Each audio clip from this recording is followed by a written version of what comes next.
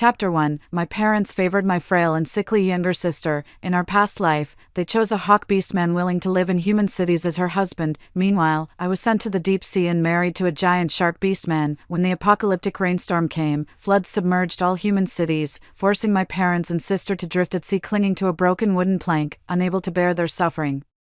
I brought the giant shark beastmen to rescue them and bring them back to the deep sea, watching the Ursus sharkmen go out hunting every day while I enjoyed comforts at home. My parents couldn't bear seeing my sister having a worse life than me, so they poisoned the fish to kill me. Reborn in this life, they decided to marry my sister to the Ursus sharkmen. My biased parents thought my sister would surely live in luxury this time, but they didn't know, after the natural disasters, fish became scarce, and sharkmen, they need meat. Sable, you must listen to us. Only by marrying the sharkman Odin can you live in comfort. Mom and Dad earnestly held my sister's hand, pleading with her. Hearing those words, I immediately knew my biased parents had also been reborn. The women of our family have been destined to marry beastmen for generations. Now, in our generation, only my frail sister and I remain. In their past life, the giant shark beastman Odin and the eagle beastman Axel came to seek marriage. Odin had a rugged appearance, and marrying him would mean living in the deep sea. Axel, on the other hand, appeared refined and extraordinary, even promising to stay in human cities for his wife. Unable to bear seeing their daughter suffer, the parents chose Axel for her, and I could only follow Odin to the bottom of the sea. The family of 3 boasted to me daily about their happy life in the human city.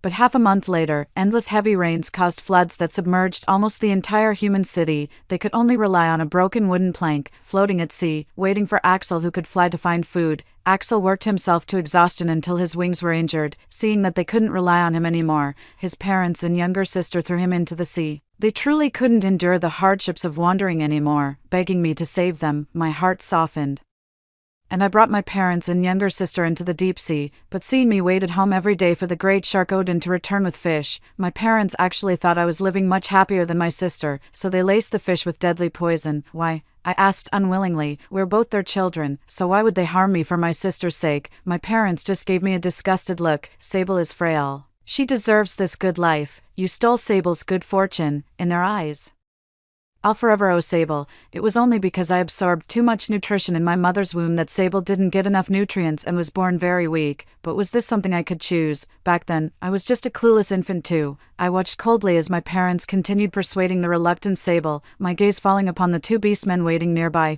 Odin's appearance is indeed not what girls would fancy these days. After all, he lives in the deep sea, so it's fine if he looks a bit rough around the edges. The betrothal gifts he brought were merely dried fish caught from the ocean. Axel is different. His face could rival those pretty boy actors in idol dramas on TV. The betrothal gifts were prepared according to human traditions, clearly showing great care and effort. No wonder my parents chose him for Sable in my past life. Axel is truly a good orc. Thinking about his fate in my past life, I can't help but feel sorry for him, but this time, he shouldn't end up so tragically. I don't know how Mom and Dad convinced my sister, but after the 3 of them whispered for a long time, they came out holding Odin's hand, calling him son-in-law repeatedly with great enthusiasm. Our Sable is gentle, kind, and beautiful. She's a perfect match for you. As for Coraline, Dad's tone suddenly changed when he spoke, sounding as if I wasn't their biological daughter. Coraline can just marry Axel. The marriages for both couples were settled, and Odin couldn't wait to take Sable back to the deep sea. He disliked the land, finding it too dry, just like in our past life. As soon as our engagement was decided, he immediately took me back to the deep sea, but since I wasn't the favored child, my parents naturally didn't care about me. Now his wife is Sable, and they won't just stand by idly anymore. Sable isn't in good health, so we old folks plan to come along too. There are still some things to pack up, son-in-law.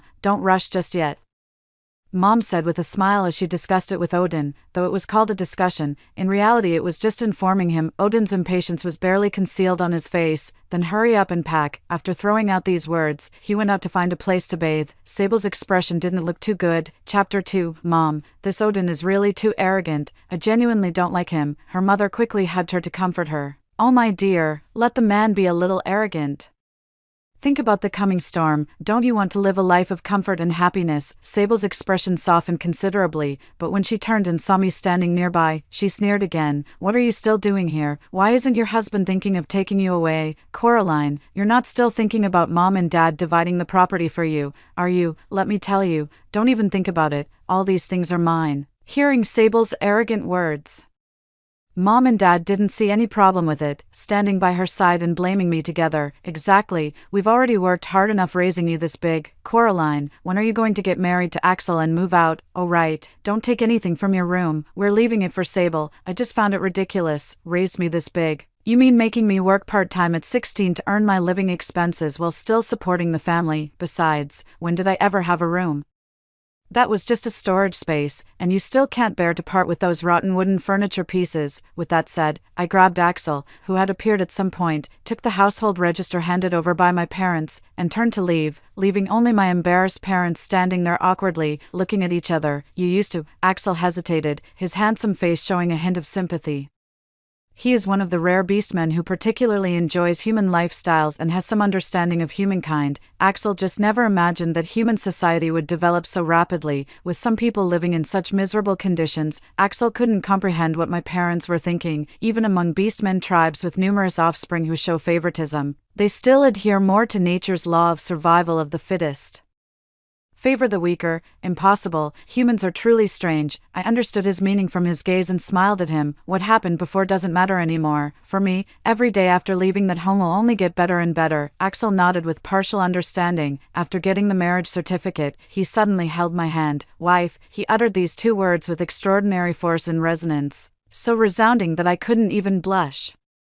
As if we were about to raise wine bowls and swear brotherhood the next second, but what Axel said next suddenly made me want to hug and kiss him twice. I own properties in City A, City B, and City C. You can live wherever you prefer. If you like the city, we'll live in the city. If not, Axel gritted his teeth, I still have a mountain back home, though it might be a bit high for you humans. My eyes instantly lit up. Mountains are great, let's go live on the mountain. Axel scratched his head in confusion. I thought you humans all preferred living in high-rises, so I specifically bought a house in the city. Won't you feel uncomfortable living in the mountains? There's no food delivery here, though we do have Wi-Fi. I quickly shook my head. No, why would I be uncomfortable? We can sell those city houses. I'll just move back to the mountains with you. After all, the city is full of skyscrapers, and there's no way you can fly. Not only that, but in his previous life, Axel even injured his wings when flying to find food and got hit by collapsing concrete. He's a goshawk, with broken wings. How is that any different from being disabled? Hearing my words that could barely be considered concern for him, Axel blinked his eyes. All right, let's head back to the mountain then. If there's a chance in the future, I'll take you flying. I imagined that scene and shuddered. We'll talk about it when there's a chance. I still took him home first. There really weren't many things in that house that belonged to me, but there were still many small items I bought with my own money, and I didn't want to leave them all for that family to take advantage of. Besides, the little doll my only doting grandmother made for me by hand before she passed away was still in my room, and I absolutely had to take it with me. When I dragged Axel back and tried entering the password several times, the smart lock still wouldn't open. We were just out getting our marriage certificate. How could they have changed the door code already? Furious, I rushed forward and banged on the door. Open up, let me in. I clearly heard voices talking inside the room, yet no one paid any attention to me. Clearly, they were doing it on purpose. I only felt a throbbing sensation at the center of my forehead. Axel patted my shoulder reassuringly, and I took a deep breath, asking him to step back a little. The next second, under his astonished gaze, I kicked the door shut with my foot. When it didn't open with the first kick, I followed up with several more, until the electronic lock started beeping an alarm. The three people inside could no longer pretend not to hear. Child, why do you have such a temper? As soon as the door opened, my mother put a hat on my head. I gave her a half smile and said, you changed the password and pretended not to hear. Yet you blame me for having a short temper. My father also stepped in to mediate. After all, Axel was still there as an outsider, so they still wanted to keep up appearances. Can't you take a joke? Why so serious? I let out a cold laugh and headed straight for my little storage room, but my parents suddenly changed their expressions. Hey, Coraline, you just got back. Why are you in such a hurry to go to your room? Don't even know how to serve tea or water, or keep us company with conversation. Do they even see us as elders? Strange. They usually don't have the leisure to ask me to accompany them with conversation or serve tea and water. At home, these are all privileges reserved for Sable. Of course, Mom and Dad couldn't bear to have their precious daughter pour water. I pondered for a moment and immediately realized they just didn't want me to return to my room. What on earth is happening in my room? I shook off Mom's hand holding mine and pushed open my bedroom door amidst her repeated curses of disgrace and unfilial Sable was sitting on the bed in my room, looking up in alarm at the sound of the door opening. All my belongings were thrown on the floor in complete disarray. Seeing the scissors in her hand and the decapitated doll, my eyes instantly welled up with tears. Sable, I lunged forward and grabbed her hair. Why did you destroy my doll? Don't you know it was a gift from Grandma? Sable winced in pain as tears instantly streamed down. But her words remained sharp. Chapter 3, I know. Why should that damned old woman only make dolls for you? Everything in this house belongs to me. Why does she like you but not me? I wish I could strangle her to death. My parents desperately held me back. I didn't hold back, and neither did they, grabbing my arms and leaving red marks all over. Your sister is young and frail. As the older sister, can't you give in to her? The same old rhetoric as before, but this time, I suddenly didn't want to endure it anymore. In the past, there was still attachment to my parents, so in my previous life I softened my heart, let the wolf in, and got myself killed. I never wanted anything to do with them in this lifetime, yet they still think I'm easy to bully. With reddened eyes, I fiercely slapped Sable twice across the face. Dad got angry, winding up his arm as if he was about to hit me too. Axel immediately stopped him. Beastmen are naturally large in stature, and even in human form, he stood nearly 9 meters tall. I saw the imposing aura around my father instantly weaken, and I couldn't help but find it amusing. So, he was just a bully who preyed on the weak and feared the strong. I smashed everything valuable and worthless in the house, and only then did some of the pent-up frustration in my heart dissipate slightly. Glancing once more at the terrified family of 3 in the corner, frightened by my frenzied appearance, I let out a cold laugh, grabbing my belongings and the mutilated doll. I took Axel by the hand and left. As we departed, I could still hear them comforting Sable. Don't worry, when the flood comes, that ungrateful wretch won't even have a place to hide. She'll either die miserably in the water or come crawling back to beg us. As long as you stay with Odin, she won't be gloating for long. Just wait and see. It sounds like they truly regarded that giant shark Odin as the savior in the apocalypse. How laughable.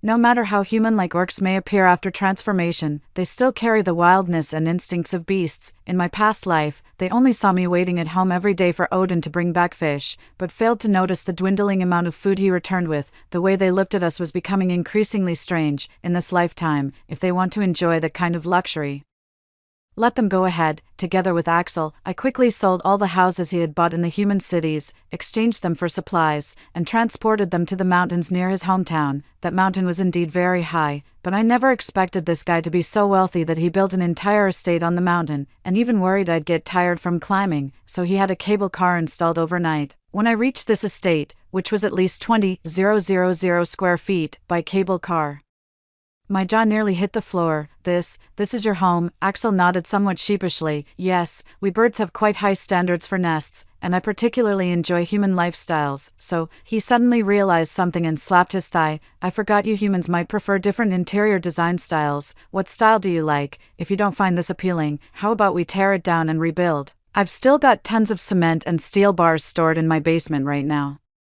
When it comes to building and renovating houses, Axel can talk endlessly. I barely managed to interrupt him. No, I really like this style. There's no need to rebuild. All right then. His handsome face still seemed somewhat dejected, but he quickly perked up and began introducing me to the furnishings in the manor. It took me over an hour of walking to tour the entire manor, rubbing my slightly sore calves. Only one thought crossed my mind. Oh no, it turns out I'm the old servant, huh?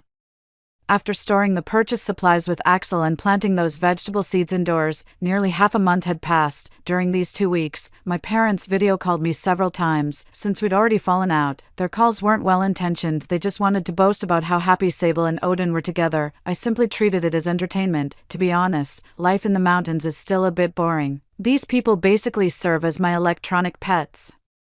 To avoid making them lose their composure too quickly, I deliberately chose the smallest room for the video call. Watching my parents repeatedly show off the fish Odin caught for Sable, I could only glance down at the free-range chicken soup and sweet and sour carp on my left, then at the stir-fried mushrooms and vegetable egg drop soup on my right, shedding tears of envy. Both my parents and Sable were very satisfied with my reaction. After learning it had started raining outside, they didn't even bother hiding their malice toward me. This rain clearly won't last long. You should just stay home and wait for it to stop. Even a fool could tell they wanted me to be trapped and die miserably in the apocalypse. For the sake of future excitement, I still nodded in agreement, saying I wouldn't go out or prepare anything. After hanging up, I immediately went back to planting vegetables with Axel. Honey. Axel's tone was somewhat aggrieved.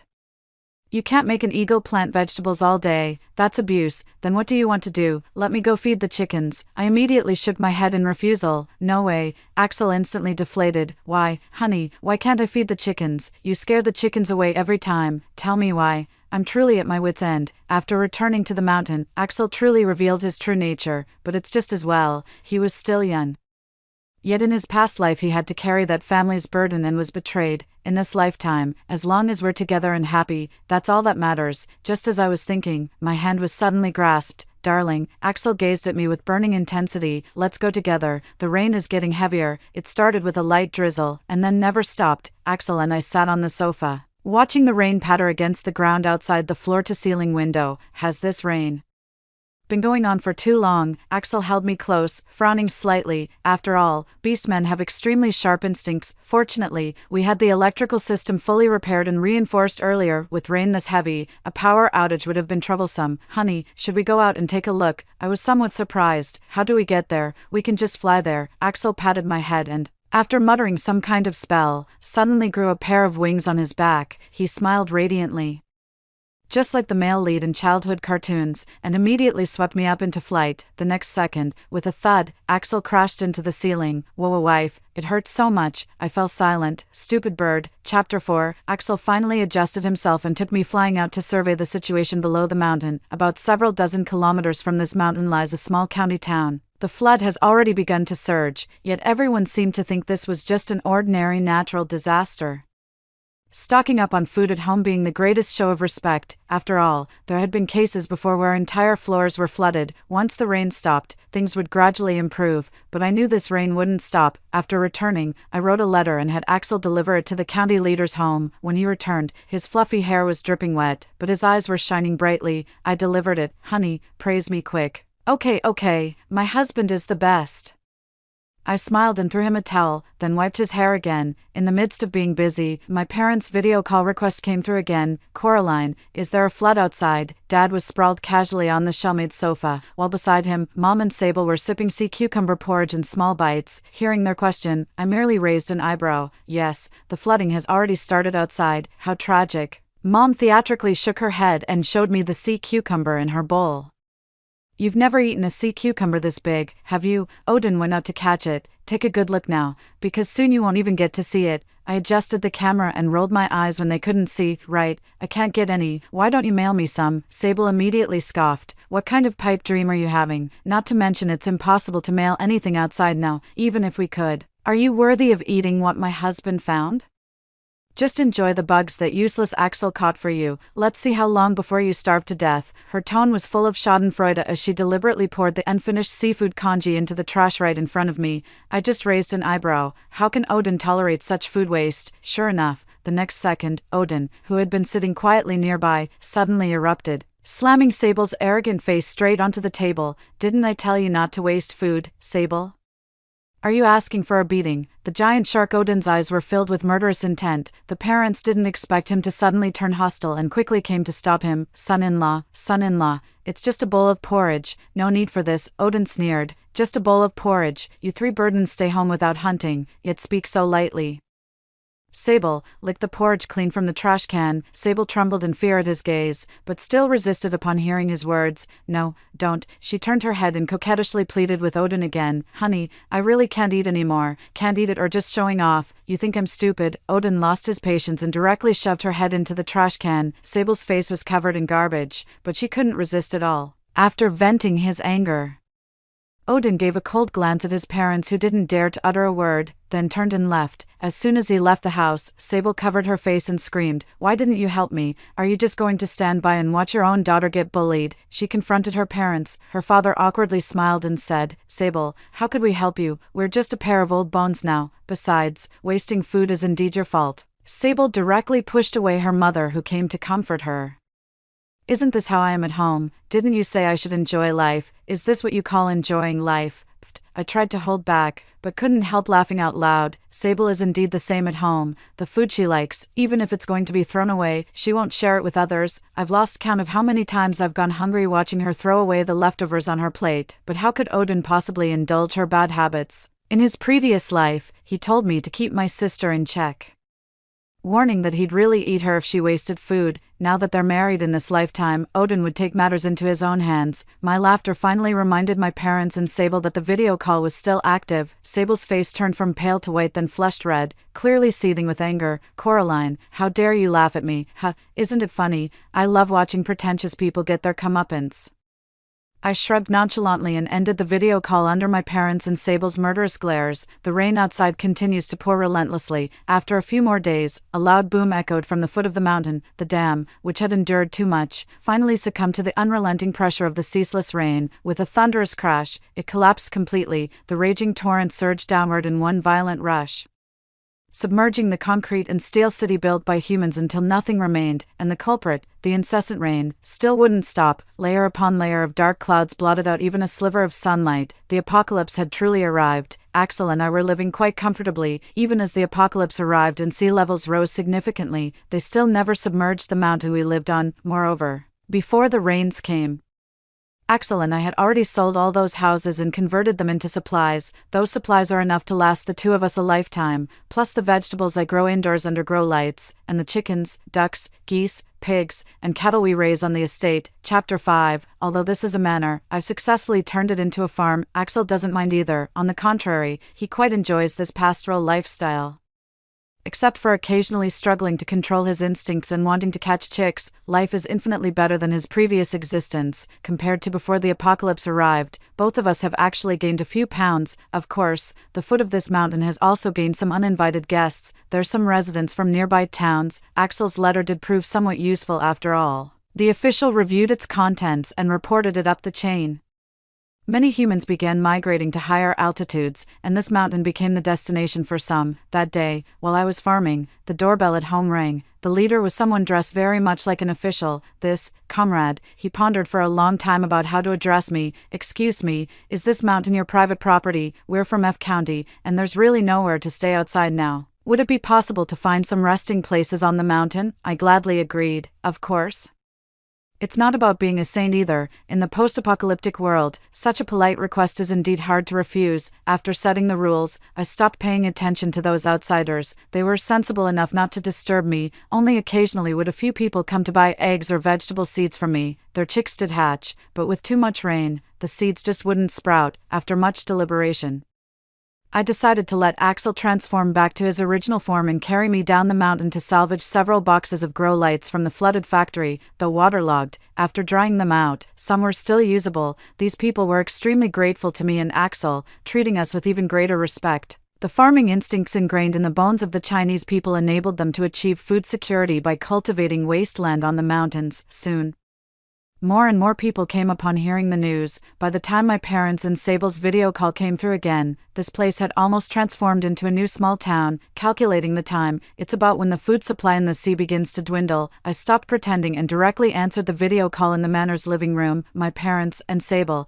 who had been flaunting their superiority before me last time, had all lost significant weight, especially my parents, with their sunken cheeks clearly showing they hadn't eaten properly for a long time. On the other end of the phone, they were stunned to see me looking radiant and even slightly plumper. Isn't it the apocalypse out there? How do you look like you've gained weight? I sighed, stroking my chin and said, yeah, how did I get so fat? Probably because I've been eating way too much braised pork and cola chicken wings lately. Hearing me mention braised pork and cola chicken wings, my parents and Sable visibly swallowed hard, but Sable still tilted her chin up defiantly. No way, how could you possibly eat that well? Just as those words fell, Axel arrived. He just brought today's lunch. Honey, how about we have braised pork knuckle and scrambled eggs with tomatoes today? We'll have to go on a diet tomorrow after this. We've been eating too much meat lately. I feel like my belly is starting to show. The tender braised pork knuckle was placed directly in front of the camera.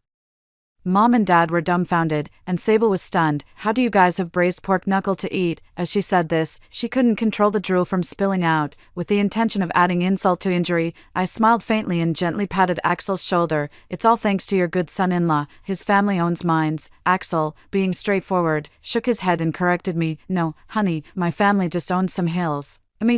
Got it. Just some hills, with nothing but a 2,000 square meter estate on them. The family of 3 on the video call looked as if they'd just eaten something vile.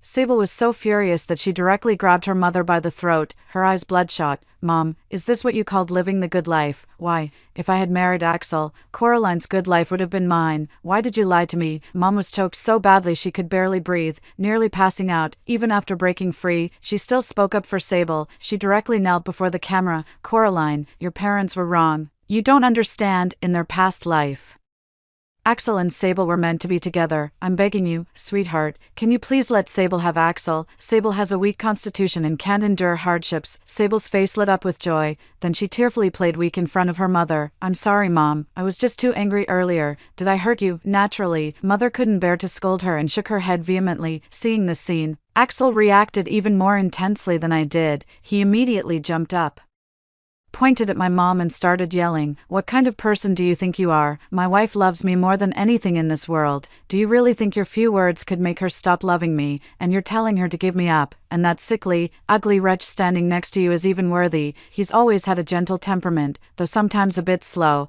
He's never seemed aggressive before." The fact that they're cursing so harshly now clearly shows they're genuinely furious.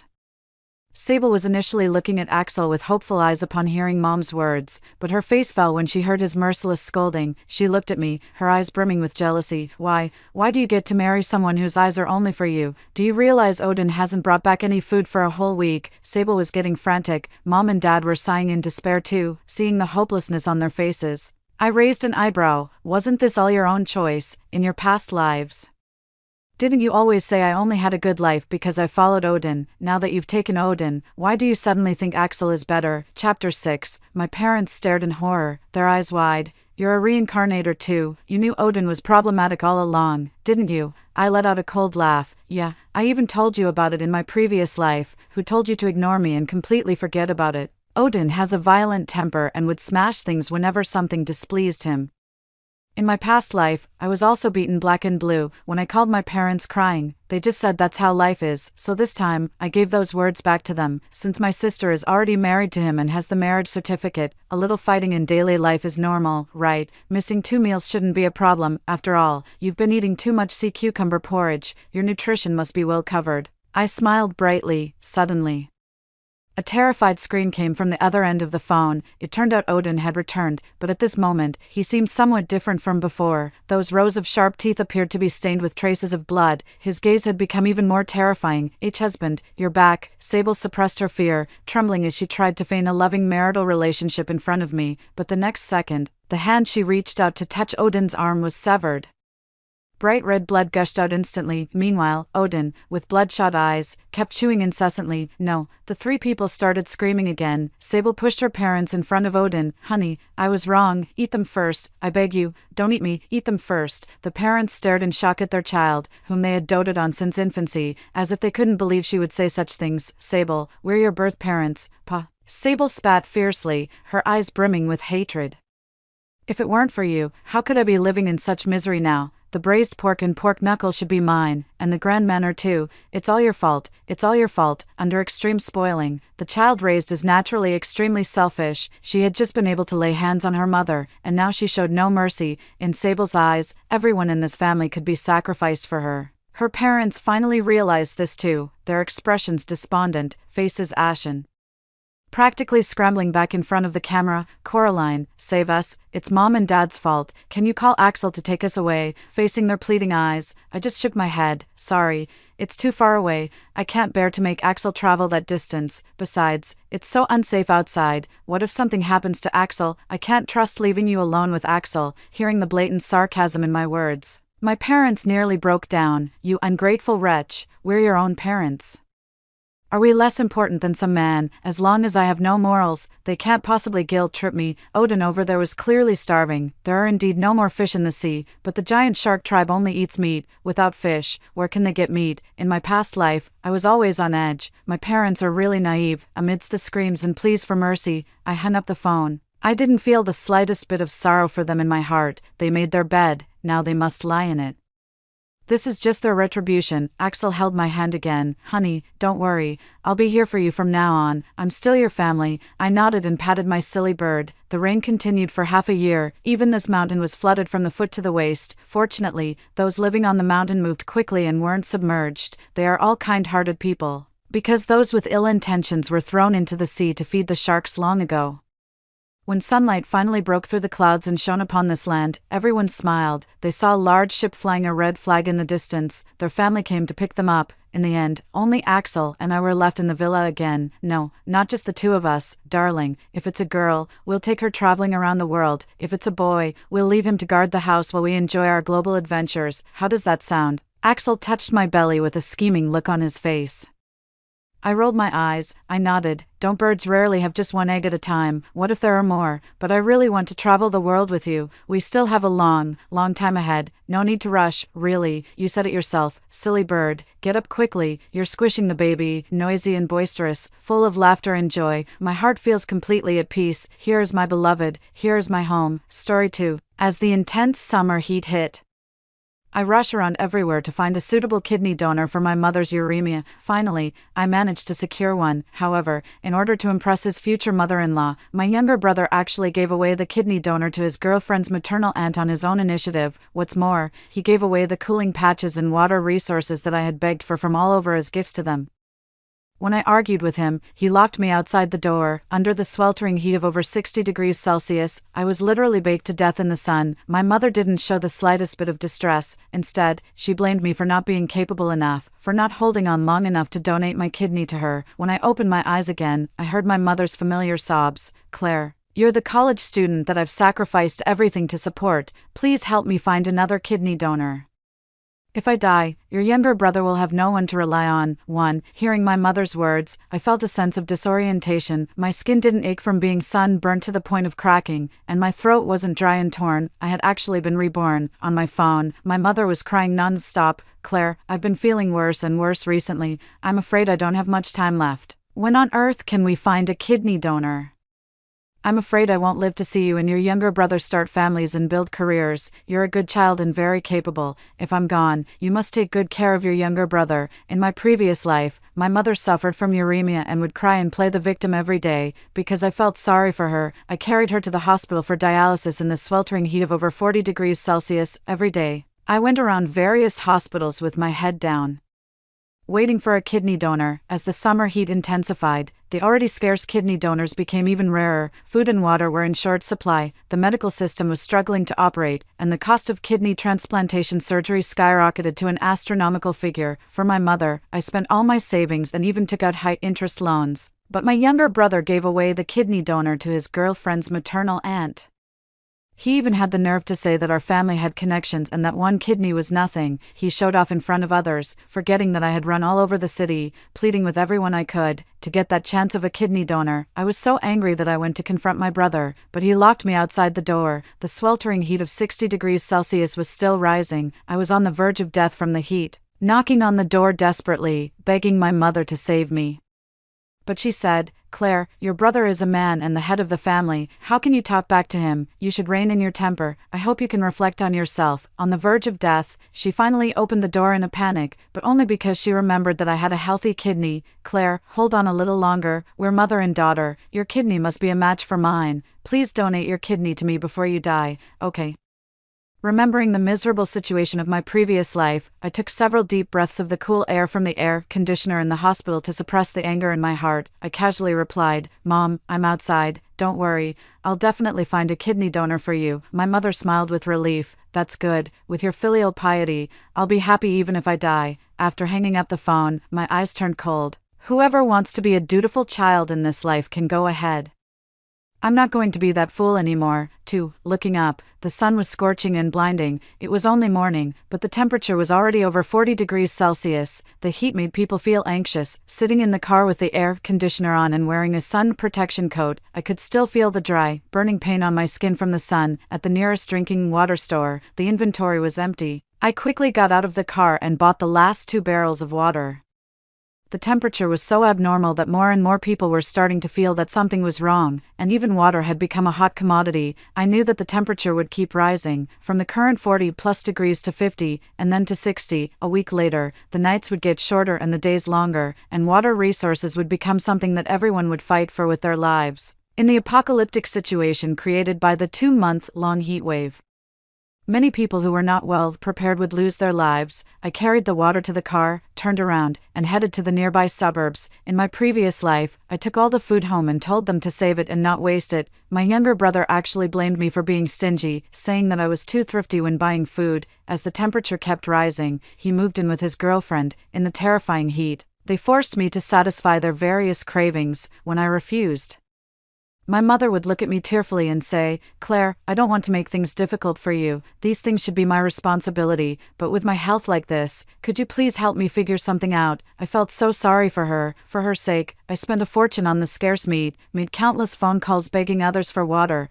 but all my efforts ended up with me being baked to death in the sun. She had always only had eyes for my younger brother. In her eyes, I was just an appendage to him, destined to be exploited of all my value. But in this life, I would have to be crazy to let her PUA me with her words of motherly love. I called all the contacts in my phone and finally rented a villa in the suburbs. To avoid being killed by the upcoming intense heat, I quickly bought a batch of solar generators and 10 fans and 5 air conditioners as backups in case of any accidents.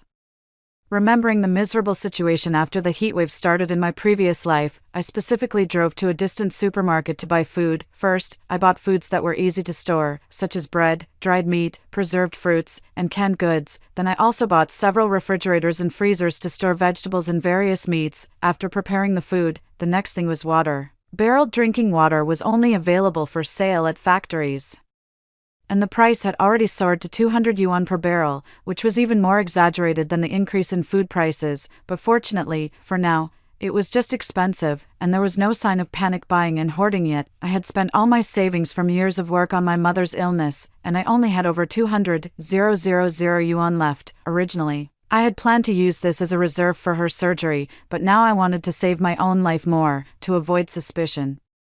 I specifically hired several porters with out-of-town accents and claimed that these were stocks for my own restaurant's warehouse, so as not to be targeted when the heatwave came. By the time I finished setting up my little home, it was already late at night. Carrying a half-empty barrel of water that I had been drinking from, I slowly made my way home. 3. Why did you take so long to come back? I thought you had died outside. As soon as I opened the door, my younger brother snatched the water from my hand. After taking a big gulp, his spittle almost sprayed in my face. "Claire, you were so slow buying water, and you didn't answer your phone. Did you want me to die of thirst on purpose?" When he was speaking, my mother was standing right next to him. Her face was an unhealthy yellowish brown, and she kept swallowing due to thirst. But my younger brother seemed not to notice. He just kept drinking the water.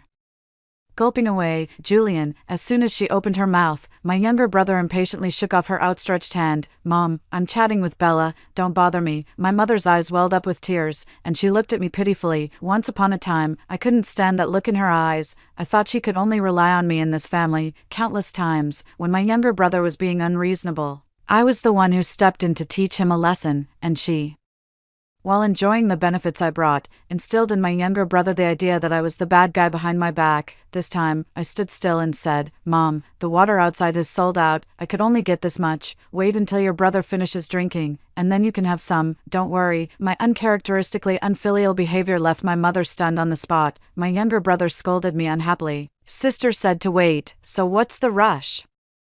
You're going to have dialysis even if you drink water, so why waste it? My sister just managed to get this little water. It's going to be a problem how to entertain Bella tomorrow. What are you adding to the trouble?" I frowned and asked, "Julian, why is Bella running around in this kind of heat?" My younger brother said matter-of-factly, "Sister, you don't understand. Bella's family is from the county. Country folks are so short-sighted that they've snatched up all the food and water. If I don't bring her here and show my hospitality now, when will our family be able to have a grandson?" This answer almost made me laugh. How could the countryside be faster at snapping up supplies than the city? It was just that the weather was too hot, and Bella was lazy and selfish. She just wanted to find a place where she could eat and drink for free. But not only was she lazy, her whole family was a bunch of difficult people. Relying on Bella, they almost emptied our house. My mother spent all the pocket money I gave her every month on serving them, but she still couldn't get a kind word in return. She had never been very satisfied with this daughter-in-law to be, but she didn't want to seem like the bad guy in front of my younger brother. She urgently squeezed my hand hard, hoping that I would step in and refuse my younger brother, but this time, I didn't play the role of the bad guy. I said calmly, Julian is just trying so hard for the sake of our family having descendants, right, Mom? In my previous life, I stood up to stop him as she wanted, but a few days later, my mother magnanimously said that we should consider my younger brother's marriage and grandly welcomed Bella back. I had worked so hard running around for her illness. But she just watched as Bella instigated my younger brother to change the person on the operating table and let Bella incite my younger brother to push me out to be baked to death in the sun. In this life, I wouldn't meddle in their affairs. They deserved whatever came their way, for my mother naturally wouldn't spoil my younger brother's fun. She forced a smile and said, yes, after my younger brother left. She started complaining about me. What's wrong with you, child? I asked you to refuse him, not to support him, Mom. Didn't you say that we should prioritize your younger brother's marriage? My mother was at a loss for words, but there are circumstances to consider. I pretended to be wronged, Mom. Now the hospital is full of patients with heatstroke and sunburn. I've been to every hospital in the city for your sake, but I still haven't found a suitable kidney donor. I'm so worried that I can't eat, and now you're blaming me. Is this how a mother should be? How could this be? My mother became anxious and blurted out, what about the result of the compatibility test between me and you? So she was already eyeing my kidney. No wonder she wasn't worried at all when she saw her kidney donor being given away. Mom, I was just thinking about how to tell you this. Only your younger brother's kidney is a match for yours, if you're willing. I can contact the hospital for the surgery right away. How could it be your younger brother? My mother looked as if she had been struck by lightning. Your younger brother is a man. How can he lose a kidney? I looked at her sincerely. At most, your younger brother will just lose one kidney, and it won't affect his normal life. But Mom, you're the one whose life is at stake. But she didn't even hesitate and firmly shook her head. Claire, a man can't live without one kidney. I can't harm him. These words finally made me turn my face away. And my heart turned cold. Of course she cared about her son's kidney. After all, he was the apple of her eye, the one who would carry on the family line in the future. 5. The next day, my younger brother couldn't wait to bring his girlfriend over. From the center of the sofa, Bella glanced at me disdainfully. Sister-in-law, you're finally up. Since your whole family is here, I'll tell you my rules. I don't care how stingy you usually are, anyway. I only eat free-range chickens from the countryside. For milk, shrimp, and crab, I only want imports from the United States and Japan. Don't try to fob me off with domestic products that may be radioactive. My mother quickly pushed me forward. Claire, if you have any opinions, just say them. For a moment, both Bella's and my younger brother's gazes were on me. Bella looked disdainful. Does a 30-something old woman who still lives at home really have an opinion, Julian? Didn't you say you're the boss at home? My younger brother was even more eager to prove himself in front of Bella. He said impatiently, Claire, this is my house. If you dare to be picky, get out. I smiled. Julian, is your name on the property deed? How dare you tell me to get out? Julian, didn't you say this was the wedding house you bought? You actually lied to me. Bella stood up abruptly. What's going on with your family? How can we get married without a house, Bella?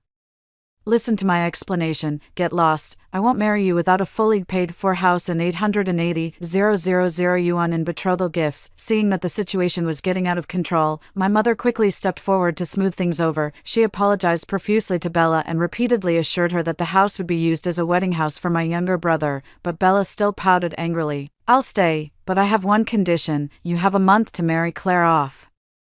I don't want a meddling sister-in-law in the house. 6. My mother forced a smile and agreed to all of Bella's demands. After the two of them went to look at the master bedroom, she looked at me apologetically. Claire, that was just a temporary solution. Don't take those words seriously. She took out 2 crumpled 100 yuan bills from her pocket and sighed. Mom knows you were wrong just now. I'll pay for the groceries to entertain Bella. Don't be angry, with prices skyrocketing.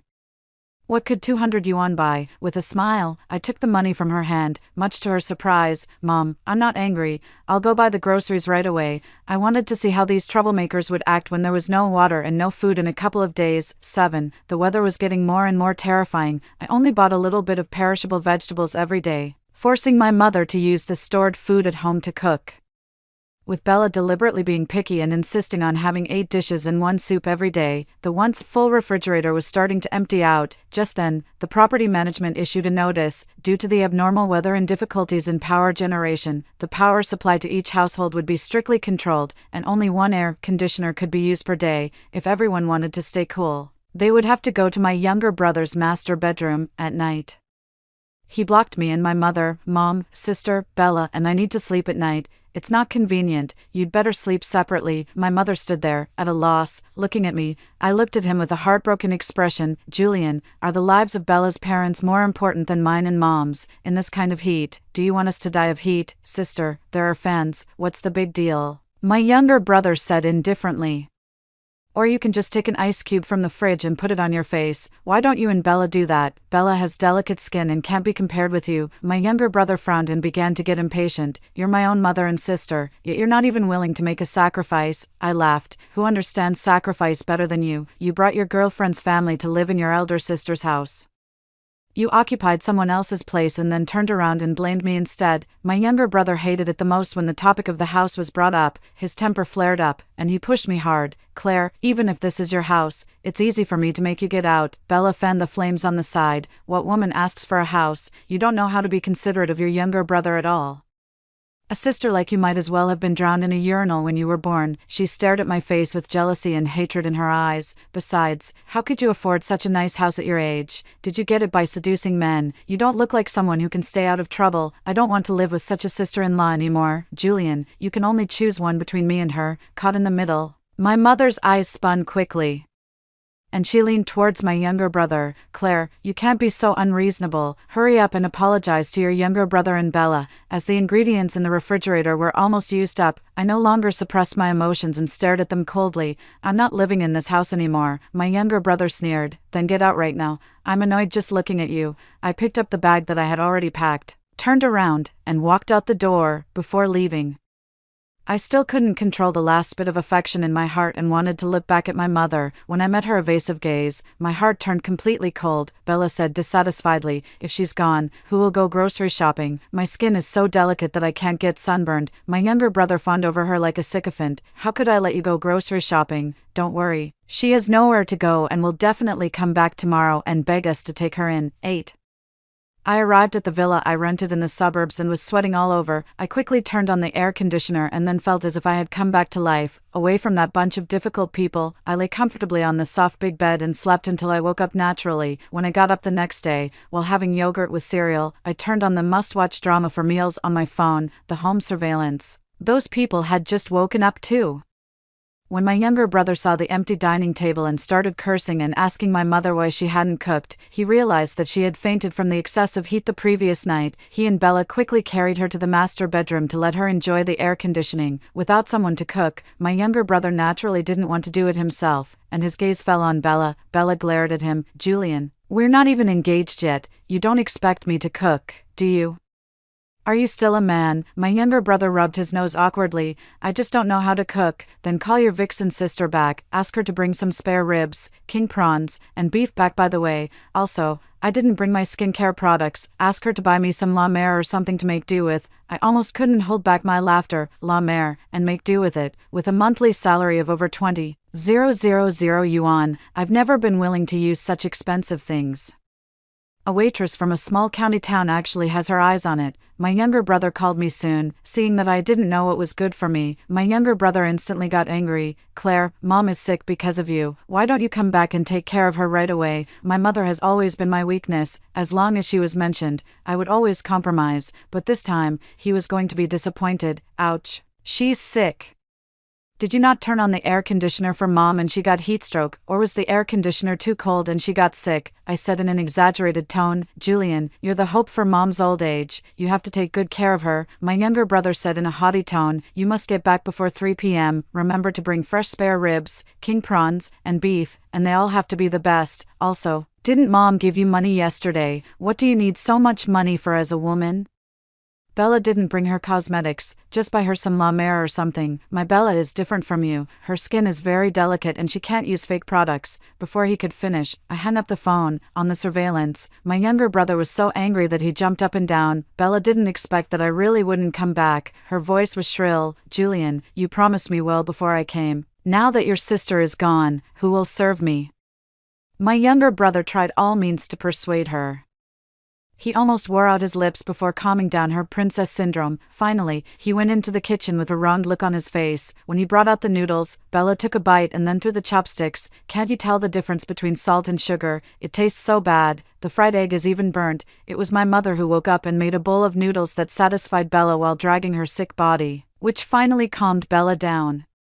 After hearing my younger brother exaggerate about my affairs, my mother quickly made a phone call. As soon as I answered the phone, she started wailing. "Claire, you had a fight with your younger brother and left home last night. Don't you want your mother anymore? Your younger brother is my darling, and you are also my darling. If you leave like this, what will happen to all the work at home?" 9. My heart turned cold as I listened. "Mom, I'm asking my friends about the situation of the kidney donor." As soon as my mother heard this, her tone immediately softened. "Mom knows that Claire is the most obedient, so what's the situation you asked about? If there is a suitable kidney donor, arrange the surgery quickly. You surely don't want Mom not to see the day you get married, right?" Before I could speak, Bella, who heard the commotion on the phone, was like a mouse seeing rice. Her eyes lit up and she leaned over. "Sister-in-law is really capable. My maternal aunt also has kidney disease. How about you help arrange it too?" I interrupted her sharply. "Bella, you can't talk nonsense like this. You have to pay and queue up to have a chance to get a kidney donor. Where do I have the ability to help arrange it? Do you know that this is illegal?" Bella was intimidated by me and muttered resentfully, "I was just asking casually. Is your mother's life more important than my maternal aunt's?" I raised my voice. "Mom, you should also know how difficult it is to get a kidney donor now, right? I don't have the ability to find a second one for you." My mother was originally still hesitating. "In my previous life, she was like this. She was afraid that her future daughter-in-law Bella would be unhappy, so she persuaded me to help inquire about other kidney donors. But before the heat wave, it was already difficult to find a kidney donor, not to mention how much more difficult it would be after the heat wave. The medical system in the hospital had already shut down, but as soon as it came to matters related to herself and my younger brother, my mother became clear-headed. She covered the phone, afraid that Bella would hear any news about the kidney donor. After she played the victim and gave me instructions, she said earnestly, "Come back early after you arrange it. It's so hot outside. Mom is worried about you. Remember to bring more meat when you come back. Mom is craving meat. Also, you're a girl. In the future, when you get married, you still have to rely on your younger brother from your natal family to support you. Mom gave birth to your younger brother just to make sure you wouldn't be wronged." I slowly took a bite of watermelon. "Mom, I don't think I can come back that soon. There is a kidney in the central hospital next door that is suitable for you. I have to go and take a look." My mother covered the phone excitedly. "Claire, Mom knew it. Mom didn't love you in vain." I hung up the phone to go along with her, knowing that I had something to do and wouldn't go home. My younger brother became even angrier due to the heat. "Mom, if Claire can't come back, someone has to go out and buy groceries and cook, right?" My mother's excitement stopped abruptly. Even through the window and the curtains, one could feel the brightness and heat of the sun. Going out at this temperature, getting a layer of skin sunburned off would be considered a minor thing. As a uremia patient, she couldn't stand the high temperature. My mother said reluctantly, "Julian, it's not that I don't want to. In such hot weather, if you don't go out, do you expect me to go?" My younger brother lay on the sofa with his legs propped up. "Mom, I'm your own son. You surely won't let me go out and get sunburned, right?" My mother had no choice but to grit her teeth and go out to buy groceries in the 50-degree heat. The prices outside were rising rapidly.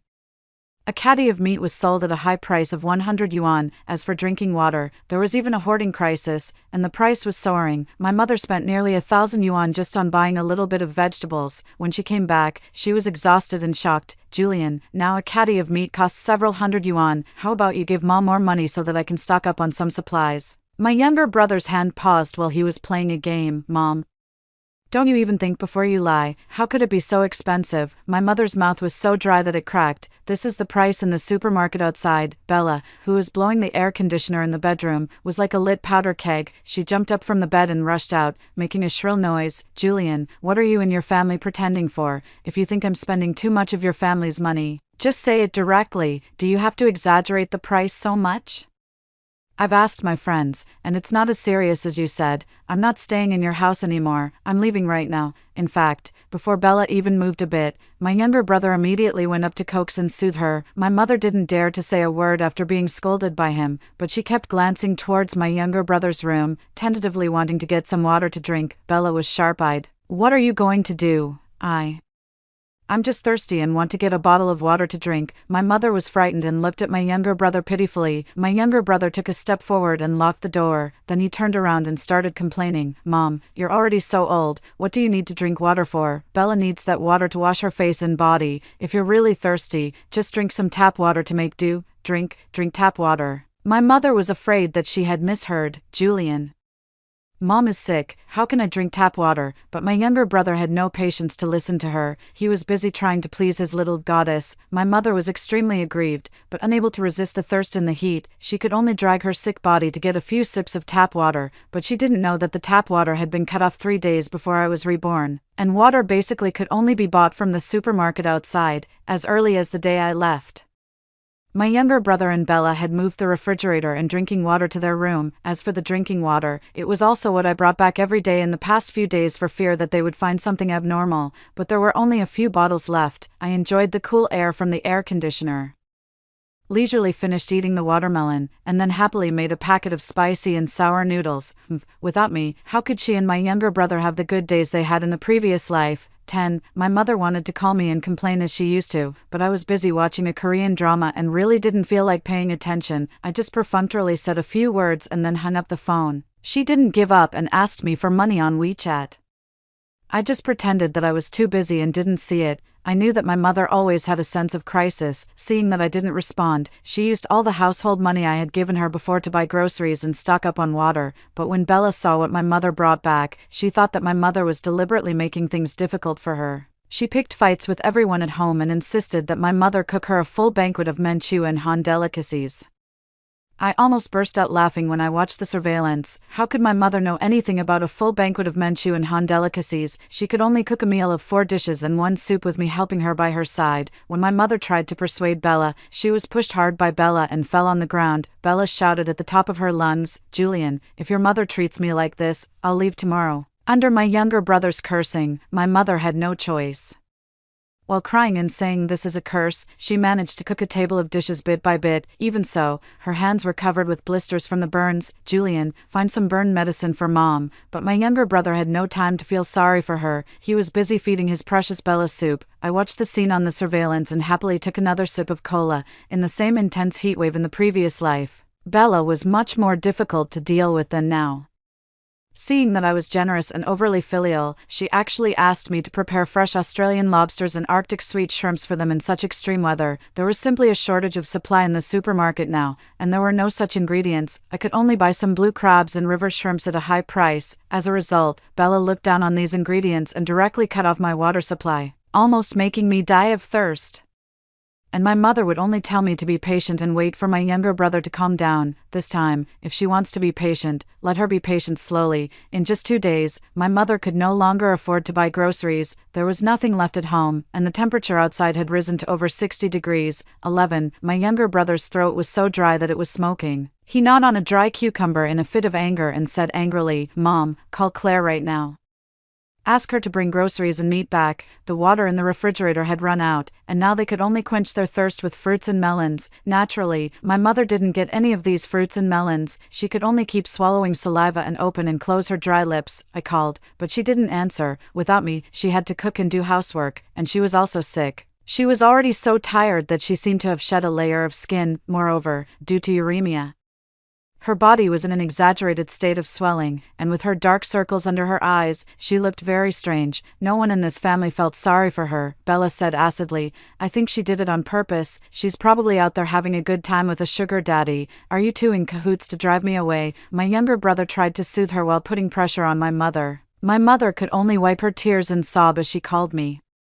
The scene of the family scolding each other in the face of the crisis made me feel quite good. I suddenly became interested and answered my mother's call. My mother looked at the connected phone in disbelief. When she saw clearly that I was eating watermelon, her eyes lit up. "Claire, you can actually afford to eat watermelon." My younger brother snatched the phone, swallowed hard, and ordered, "Claire, where have you been these days? I order you to come back right now with food and water."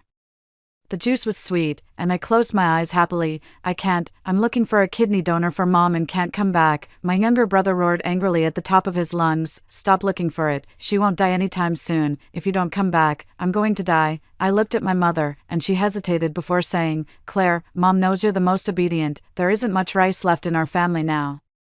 How about you bring some food back first and then go out to look for a kidney donor? Mom, it's too hot. I'm just in the neighboring city. My friend has a lot of food at home. Why don't you ask my younger brother to drive and get it? My mother immediately became nervous. That won't work. It's so hot. Your younger brother can't stand the sun. These words almost made me laugh out loud. My younger brother couldn't be exposed to the sun.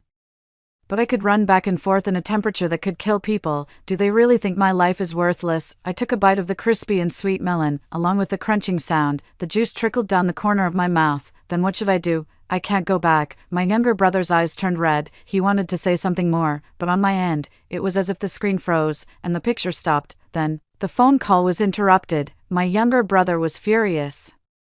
He snatched my mother's phone and kept calling me, but he couldn't get through anymore. He angrily smashed the phone and pointed at my mother and cursed, "It's all your fault. You just had to get sick and drag our whole family down. If you hadn't gotten sick, how could Claire not come back? You want me and Bella to be buried with you, don't you?" 12. My mother was so severely scolded by her precious son that she felt extremely wronged and sobbed uncontrollably, but as she was crying, she suddenly covered her chest, and her face turned deathly pale. The cardiopulmonary function of uremia patients is very poor. Under emotional fluctuations, they are prone to shock. My younger brother wasn't unaware of this, but he just stared coldly at my mother. He said impatiently, "Mom, I just said a couple of words. Are you really that fragile? I just ate the last cucumber, and the water is cut off. You have to find a way to buy some things back quickly." My mother's sobs caught in her throat. She almost suspected that she had misheard. "Don't we have no money left?" And at this temperature, my younger brother took out a 50 yuan banknote from his pocket. "Mom, this is the private money Bella voluntarily took out. Stop dawdling and go buy some fresh fruits to sweeten her mouth." As he spoke, he pushed my mother outside. "But it's 50 degrees now." My mother was anxious. "I'll be sunstroked to death." "It's okay, Mom, here's a sun umbrella." My mother was thus pushed out, but it was so hot outside. As soon as she went out, the heat made her heart beat faster. It was almost like being in a steamer, and she could hardly breathe. She was already weak. After walking just a short distance, the heat made her black out, and she almost fell to the ground several times. In the terrifying heat, there was not a single living thing on the road except her, let alone any shops selling goods. She stumbled back again. The air conditioner in the living room was turned off, so she trembled and ran towards the master bedroom, but then she heard voices coming from inside. "This tomato is rotten. I don't want to eat it. My dear, I heard that there's nothing to buy outside. Don't be picky, be good and eat it. I guess my mom will be back soon. Be careful she comes back and steals food from you." My mother was like being hit on the head with a club.